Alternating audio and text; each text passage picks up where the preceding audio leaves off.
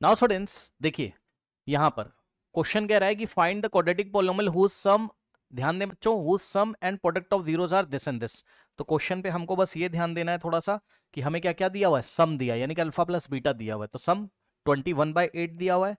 And blue colour से देखिएगा product जो है आपको जीरोस का 5/16 यहाँ पर दिया हुआ है। करेक्ट बच्चों?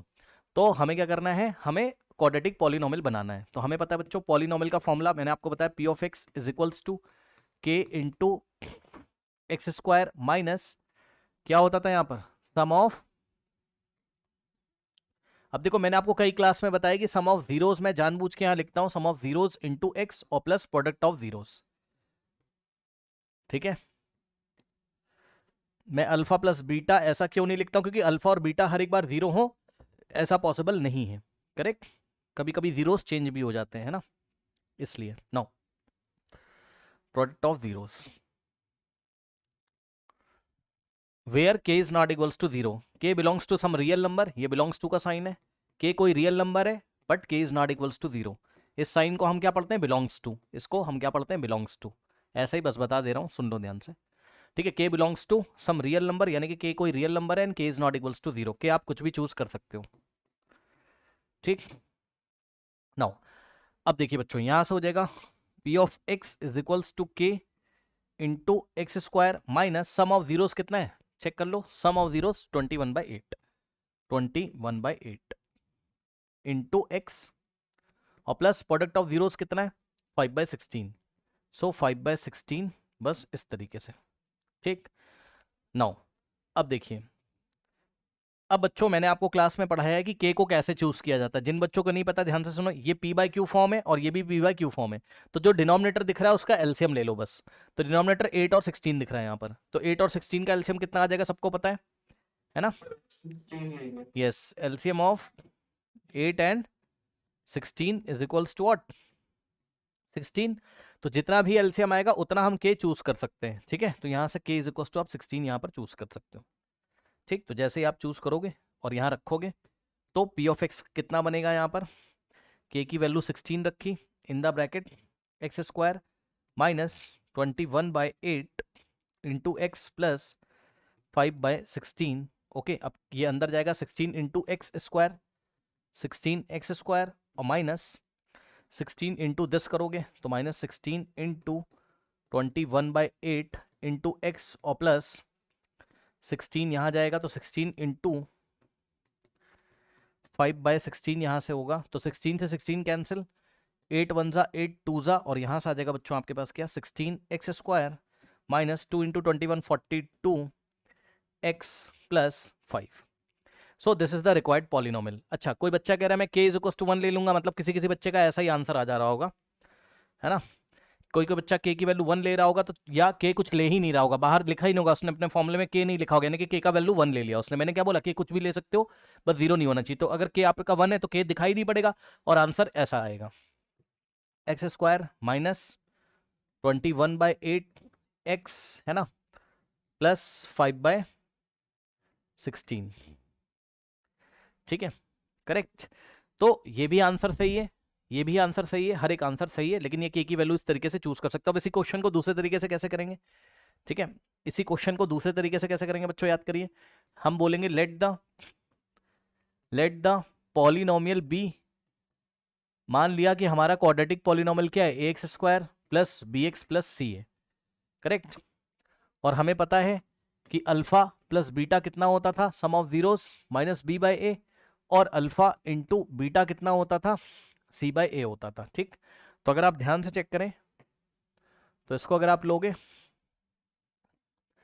अच्छा इसमें भी क्या होता था, A B C are real number, है ना, A B and C are real numbers. ये क्लास में मैंने पढ़ाया है, quadratic equation, sorry quadratic polynomial का स्टैंडर्ड फॉर्म है A B C are some real number, and ये जो ए है, A is not equals to zero, A की वैल्यू जीरो नहीं हो सकती, बाकी कुछ भी हो सकती है। तो ऐसे क्वेश्चंस में मैंने आपको क्या बताया है, अल्फा प्लस बीटा रखो, तो अल्फा प्लस बीटा कितना है चेक कर लो। ये इसका मेथड नंबर 2 है, मैं लिख देता हूँ, नहीं बच्चे परेशान हो जाएंगे। ये क्वेश्चन को करने का मेथड नंबर 2 है। ठीक, तो अल्फा प्लस बीटा की जगह आप कितना रख सकते हो, चेक करो, 21/8 है ना। तो अल्फा प्लस बीटा की जगह हमने कितना रखा, ध्यान देंगे स्टूडेंट्स। एनसीईआरटी में ऐसे किया हुआ है तो मैं ऐसे भी आपको दिखा देता हूँ। 21/8 is equals to minus B by और ए। अब मैंने आपको बोला था ना कि आप ए कुछ भी चूज कर सकते हो, और मैंने क्लास में बताया ए को हमेशा 1 चूज करो, ए को आप 2, 3, 4, 2.5 कुछ भी चूज कर सकते हो, ए इज एनी रियल नंबर, बस 0 नहीं चूज कर सकते हो। तो ए 1 ले लीजिए, हर एक बार आपका क्वेश्चन आसान हो जाएगा। तो choose A is equals to 1 अपने मन से, क्यों, क्योंकि ए कोई भी रियल नंबर हो सकता है। Choose A is equals to 1 हमेशा ऐसा ही किया करिए। तो यहां से आ जाएगा क्या, 21/8 is equals to minus B by A की जगह 1, तो minus B by 1 minus B है ना। तो minus B is equals to 21/8। तो यहां से बच्चों बी की वैल्यू क्या आ जाएगी, -21/8 आ जाएगी। ठीक, तो इस तरीके से बी मिल गया, ए आपने चूज किया, तब सी निकाल लीजिए। तो सी कहां से निकालेंगे, यहां से alpha into beta is equals to C by, और ए की जगह हम 1 रखेंगे, और अल्फा इंटू बीटा की जगह हम नेक्स्ट स्टेप में अल्फा इंटू बीटा कितना है चेक कर लो, 5/16 है ना। तो अल्फा इंटू बीटा की जगह हमने क्या रखा, 5/16 रखा, सी बाय 1 सी, तो सी की वैल्यू इतनी आ गई। तो ले जाके हम डायरेक्ट ही इस पॉलिनोमियल में रख सकते हैं। ठीक है, तो यहां से आ जाएगा P of x is equal to A की वैल्यू 1 चूज करी थी आपने, चेक कर लो है ना, ए की वैल्यू 1 चूज करी थी, 1 into x square plus B की वैल्यू कितनी आई आपकी, बी की वैल्यू -20/8, तो -21/8 इंटू एक्स, और सी की वैल्यू कितनी आ रही है, 5/16 यहां से आ रही। तो 1 इंटू एक्स स्क्वायर और प्लस माइनस माइनस, सो -21/8 इंटू एक्स प्लस 5/16 यहां से आपके पास आ गया। So this is the required polynomial. कोई डाउट है, यस और नो बताइए, कोई डाउट है। अब यहीं पर, हाँ यहीं पर एक बार फिर से मैं याद दिलाना चाहता हूं बच्चों को कि ये आंसर भी सही है, और एक कॉन्सेप्ट और याद दिलाना चाहता हूं कि अगर किसी पॉलिनोमियल को हम किससे मल्टीप्लाई कर दें, यहीं पे कॉन्सेप्ट याद दिलाना चाहता हूं। इफ जैसे हमारा आंसर क्या है, P of x is equals to X square -21/8 X plus कितना है चेक कर लो, 5/16 है ना। तो यहीं पर मैं आपको एक कॉन्सेप्ट याद दिलाना चाहता हूं, क्या, if any polynomial is multiplied by any real number के, if polynomial, if polynomial is multiplied by any real number k, किसी रियल नंबर k से, where k is not equals to 0, then zeros will not change, then zeros of the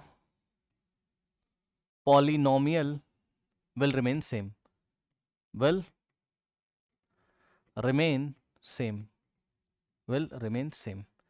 ठीक है बच्चों। तो zeros नहीं change होते हैं, अगर जीरोस नहीं चेंज होंगे मतलब, बस इतनी सी बात बता रहा हूं, बस ऐसे रिवीजन आपका करा रहा हूं मैं। अगर इसके जीरोस कितने, अल्फा एंड बीटा, तो अगर इस पॉलिनोमियल को आपने किसी भी नंबर से मल्टीप्लाई कर दिया, मान लो आपने किससे कर दिया इसको, 16 से, और कैसे करते हैं, यहां से एलसीएम लेके करते हैं। ठीक है, तो P of x is equals to इस पॉलिनोमियल को अगर आपने 16 से किया, तो जो नया पॉलिनोमियल आएगा, ठीक है, जो नया पॉलिनोमियल आएगा अब उसका नाम पी ऑफ एक्स ना हो के जी ऑफ एक्स या एच ऑफ एक्स ऐसा कुछ हो जाएगा। तो नया पॉलिनोमियल मान लीजिए जी ऑफ एक्स है, तो जो भी आंसर आएगा क्या आ जाएगा, 16x² और -42x और +5 है ना। तो ये जो न्यू पॉलिनोमियल आया है आपका, इसके भी जीरोस कितने होंगे, उतने ही होंगे जितने पुराने वाले के थे। तो इसके भी जीरोस अल्फा एंड बीटा। अब ध्यान से सुनो, तो इसके भी सम ऑफ जीरोस वही होंगे जो पुराने वाले के थे। ठीक, तो इसके भी सम ऑफ जीरोस वही हैं, कौन से, जो क्वेश्चन में दिया था सम ऑफ जीरोस। ठीक, और प्रोडक्ट ऑफ जीरोस भी इतने हैं। तो यहां से आपने कॉन्सेप्ट क्या सीखा रिवीजन में, कि अगर किसी पॉलिनोमियल को किसी रियल नंबर से के से मल्टीप्लाई किया जाए, जहां पर के की वैल्यू 0 नहीं होती है, तो उसके जीरोस पे फर्क नहीं पड़ता, और जीरोस पे फर्क नहीं पड़ेगा तो सम ऑफ द जीरोस पे भी फर्क नहीं पड़ेगा, और प्रोडक्ट ऑफ द जीरोस पे भी फर्क नहीं पड़ेगा। करेक्ट, ओके, ये सारी चीजें हैं। तो आई थिंक आपको कोई डाउट नहीं होना चाहिए। बढ़ते हैं नेक्स्ट क्वेश्चन की तरफ। नाउ स्टूडेंट्स, इस क्वेश्चन को देखिए। इस क्वेश्चन को सीखने के लिए आपको पहले कुछ और सीखना पड़ेगा, जरा ध्यान से देखिए जरा बच्चों। आप मुझे ये बताइए कि आपने क्लास 9th में ये फॉर्मूला पढ़ा हुआ है, फॉर्मूला या आइडेंटिटी जो बोलना चाहे, a प्लस बी का whole square is equals to a square plus B square plus 2ab, ये पढ़ा हुआ है, बताइए। बोलिए जल्दी से, पढ़ा हुआ है।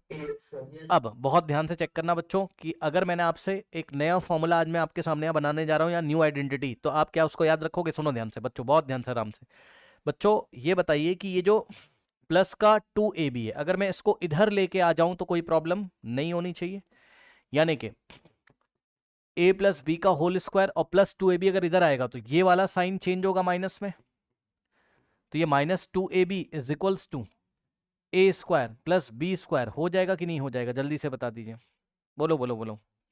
हो जाएगा, ठीक है। अब ध्यान से जरा समझिए यहाँ पर, अब ध्यान से जरा समझिए यहाँ पर, देखिए बच्चों, क्या आज के बाद बच्चों जब भी मैं आपसे ये पूछूंगा कि दो क्वांटिटीज हैं आपके पास ए और बी नाम की, है ना, सो बच्चों अगर मैं आपसे पूछूं कि ए का स्क्वायर प्लस बी का स्क्वायर, सुन लो, ये ए प्लस बी का होल स्क्वायर नहीं लिखा है, ना ना ना ना, ए का स्क्वायर प्लस बी का स्क्वायर, आज के बाद जब भी पूछूंगा तो क्या आप मुझे ये बताएंगे ए प्लस बी का होल स्क्वायर -2ab? बताइए, ये बात आप मुझे बताएंगे कि नहीं बताएंगे? जल्दी से बताइए, बोलिए।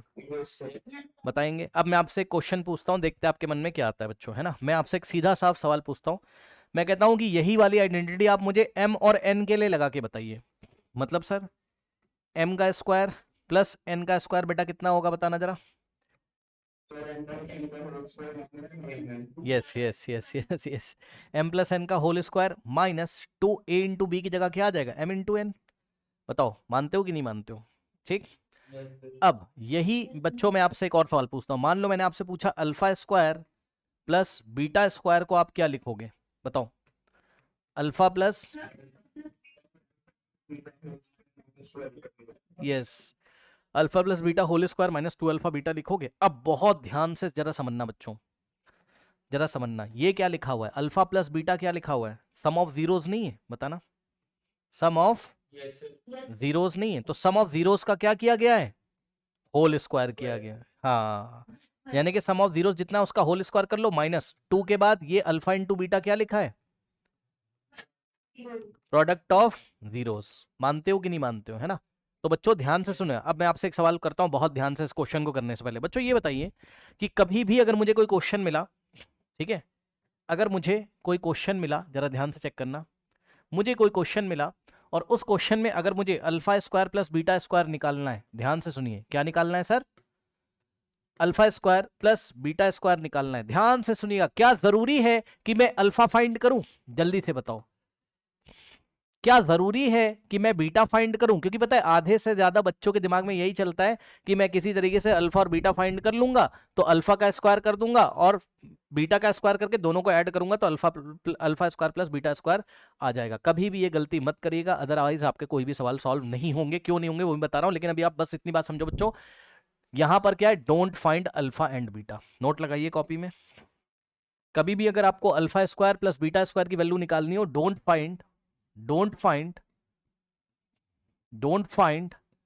Alpha and beta. Alpha and beta को के चक्कर में मत पड़ो, बल्कि किसके चक्कर में पड़ो, किसी तरीके से आप क्या निकाल लो।